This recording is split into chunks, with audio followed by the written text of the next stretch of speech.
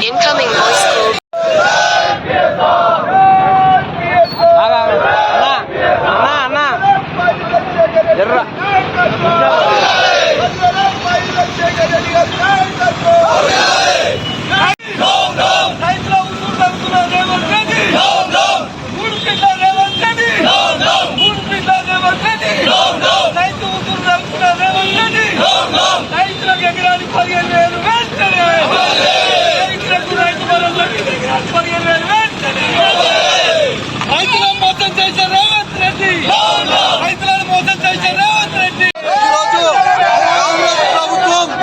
ఎలక్షన్ల ముందు ఎకరానికి 15,000 రూపాయలు ఇస్తా అని చెప్పి వాగ్దానం చేసి మోసపూరిత వాగ్దానంతో ఈ రోజు అధికారంలోకి వచ్చి ఈ రోజు రైతులను మోసం చేస్తూ ఎకరానికి 12,000 ఇస్తానడం చాలా సిగ్గుచేటు.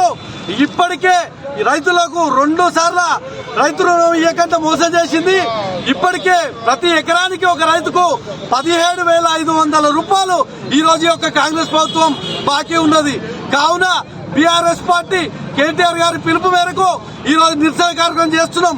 రాబోయే రోజుల్లో రైతులందరికీ కూడా ఎకరానికి 15,000 అలాగే ఏవైతే పాత 2 పంటలు ఏవైతే ఇచ్చాయో అవి ఇవి అన్ని కలిపి ఎకరానికి 15,000 ఇచ్చే వరకు కూడా బీఆర్ఎస్ పార్టీ నుంచి పెద్ద ఎత్తున ఉద్యోగం చేస్తామని తెలియజేస్తా ఉన్నాం.